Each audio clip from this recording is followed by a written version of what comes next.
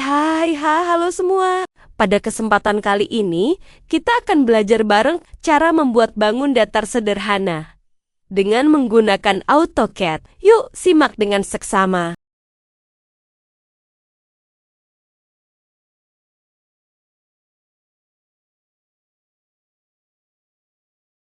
Nah, langsung saja ke videonya. Pada kesempatan kali ini, kita akan belajar mengenai beberapa command atau perintah yang ada di AutoCAD.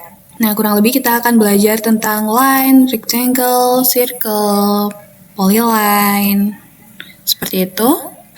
Oke, langsung saja teman-teman bisa buka AutoCAD-nya. Kurang lebih seperti ini ya tampilan awalnya. Kita akan new. Oke. Nah, langkah awal sebelum teman-teman menggambar di AutoCAD ini adalah teman-teman bisa mengatur unitnya terlebih dahulu. Caranya bagaimana? Teman-teman bisa ketik unit, unit. Oke, pilih yang kedua ini ya, unit. Nah, ini tuh untuk mengatur. Jadi di gambar kalian nanti mau dalam skala apa atau versi ukuran mana, bisa milimeter atau meter, sentimeter. Nah, diaturnya tuh di sini. Jadi misal di milimeter atau di sentimeter seperti itu, teman-teman bisa ganti di sini ya. Saya akan menggambar dalam skala milimeter saja. Kemudian untuk lengthnya ini desimal, tetap presisinya 0,00 atau 0,0 boleh. Oke, terus kita oke saja. Kemudian langkah keduanya teman-teman bisa atur D settingnya, DS. Oke, D setting ini ya, pencet. Nah, ini tuh untuk mengatur atau memudahkan kita dalam menggambar. Jadi di bagian ini kan belum ke centang semuanya nih, teman-teman centang saja. Jadi agar kita menggambar nanti lebih mudah gitu lah. Oke saja. Oke, setelah kita setting unit dan di settingnya, kemudian kita akan mulai menggambar nih. Pertama kita akan belajar tentang line terlebih dahulu ya teman-teman. Jadi line ini adalah garis. Jadi dasar dalam membuat gambar gitu kan pasti garis ya. Jadi kita menggunakan line. Teman-teman bisa mengetik di keyboardnya line ini dan klik. Nah, enter. Atau yang ada di toolbar atas ini, teman-teman juga bisa gunakan. Klik. Jadi bisa di toolbar atas atau kalian ketik di keyboard perintah line. Nah, seperti ini. Nah, garis yang saya buat di sini kan masih belum lurus ya teman-teman. Nah, ini ada cara mudahnya biar teman-teman bisa menggambar secara lurus gitu. Caranya teman-teman klik F8 di keyboard. Nah, maka akan muncul perintah ortho on ini, yang artinya jika kalian buat garis maka otomatis akan lurus gitu ya.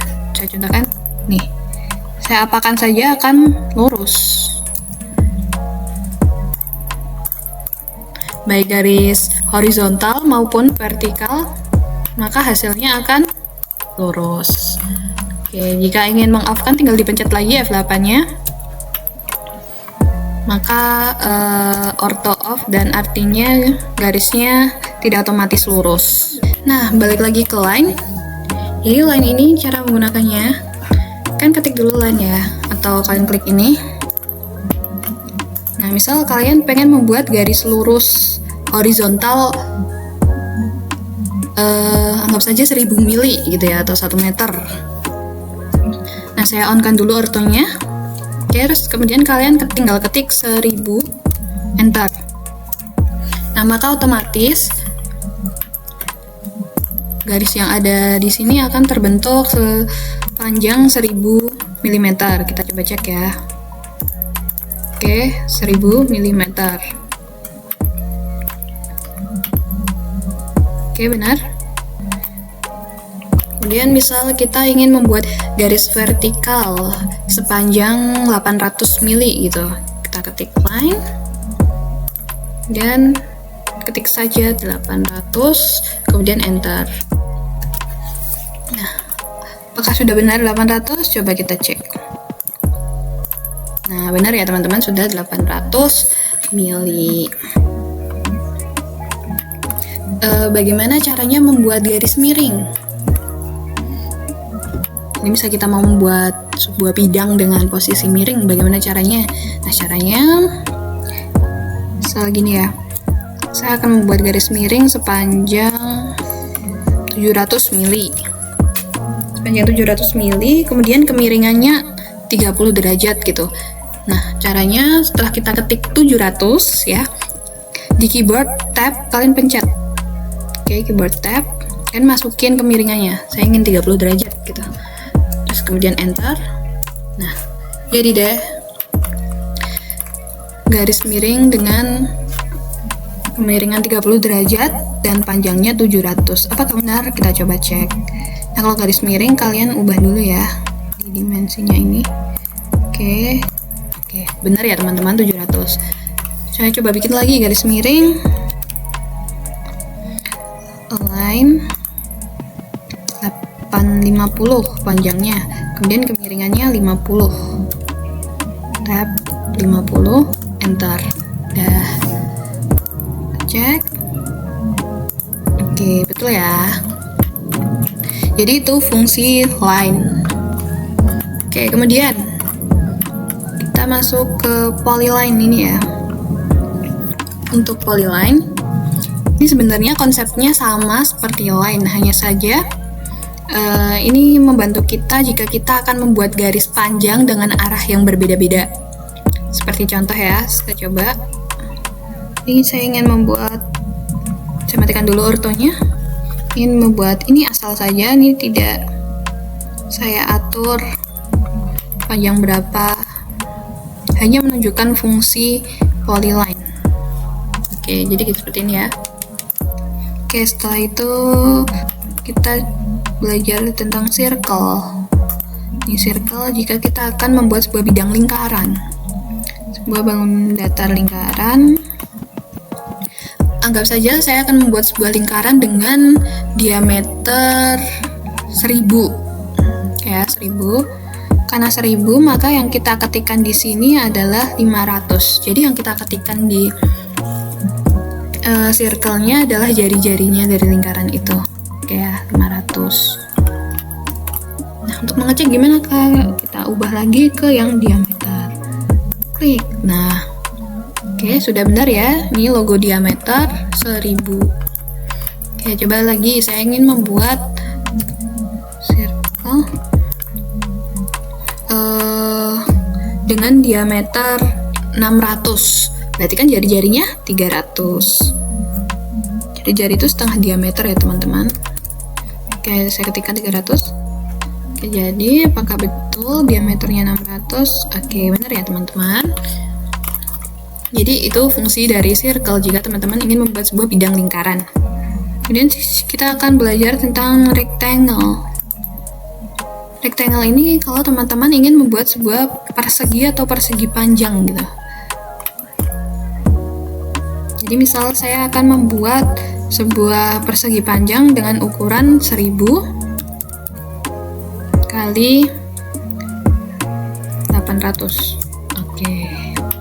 Jadilah seperti ini. 1000 kalikan 800. Sebuah persegi panjang dengan ukuran panjang 1000 dikali 800. Ini misal yang lain ya, rectangle. Klik, kemudian kalian masukkan. Angka pertama adalah garis horizontal dan angka kedua adalah garis vertikalnya. Kemudian jika ada soal 200 kali 100 gitu ya, panjangnya 200, lebarnya 100, berarti kan kita masukkan yang pertama dulu 200, Kemudian pencet di keyboardnya koma 100, enter. Nah, jadi deh persegi panjang dengan ukuran panjang 200 dan lebar 100. Oke, buat persegi rectangle, persegi ya, misal ya 600 kali 600, 600,600 straight. Nah, jadi deh persegi dengan ukuran 600 kali 600. Jadi itu ya teman-teman fungsi dari rectangle. Kemudian bagaimana jika kita harus membuat bangun datar dengan bentuk yang tidak ada di toolbar ini? Maksud saya seperti segitiga, kemudian trapesium. Nah, teman-teman bisa menggunakan bantuan line maupun polyline.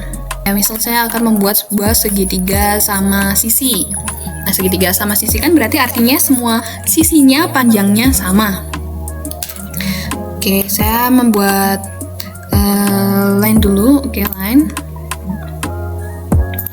Anggaplah panjangnya 600 mili seperti itu ya. Saya ketikkan 600. Kemudian untuk membuat garis miring tadi di tab. Oke, tab untuk kemiringannya. Untuk segitiga sama sisi itu besar sudutnya adalah 60 derajat. 60 derajat. Oke. Enter. Nah, kemudian kita akan menggunakan perintah baru lagi yang namanya mirror. Mirror ini akan membuat bayangan dari bidang yang akan kita mirroring gitu. Caranya bagaimana? Kita pencet dulu garisnya yang akan kita mirror. Kemudian ketik MI. Nah, muncul kan ini mirror. Oke. Kemudian di endpoint kan tarik sampai muncul hijau-hijaunya ini, kan klik saja. Nah, kalau ada perintah kayak gini artinya apakah objek yang awal tadi akan kita hapus, yes or no? Tentu saja tidak. Oke ya, seperti ini. Nah, terakhir tinggal kita tutup saja garisnya agar menjadi sebuah segitiga sama sisi. Nah, apakah benar? Kita coba cek dulu di sini ya. Apakah benar ini 60 derajat dan oke, betul ya. Dan ini untuk cek miring.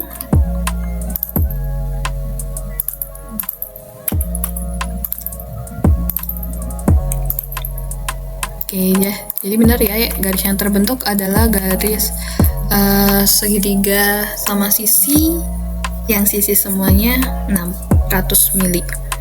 Nah, gimana caranya kalau kita mau mengecek sudutnya, besaran sudutnya ini berapa, kemiringannya berapa gitu? Caranya teman-teman ketik DAN dan gini ya, dan kemudian enter. Terus teman-teman ketik deh, pilih garis yang akan teman-teman cek. Nah, misalnya ini ya. Tuh, 60 muncul kan, kelihatan 60. Kemudian di sebelah sini 60, sudah betul ya, 60. Kemudian yang sebelah sini nih betul 6. Nah, 60. Kemudian saya mau coba menggunakan polyline. Baik, selanjutnya saya akan coba membuat segitiga sama sisi menggunakan perintah polyline. Biar terlihat perbedaannya teman-teman di sini. Oke, caranya masih sama. Saya ketikkan 600, kemudian tab 60, enter. Ya, ulang. Harusnya ke atas. Nah, kita arahin kursornya ke atas ya, biar garis miringnya ke atas. 600, tab 60, oke. Oke, kemudian kita cek lagi 600, tab 300, oke. Dan terakhir kita tutup garis terakhir, klik enter. Nah, bedanya garis atau bidang yang kita buat menggunakan line atau polyline seperti apa. Nah, kalau kita buat dengan line, maka garisnya ini akan terputus. Di satu bidang ini garisnya terputus. Nah, jika kita menggunakan polyline, akan menjadi satu kesatuan. Itu ya teman-teman bedanya. Kita coba cek apakah benar 600. Oke, benar ya. Bentar saja. 600.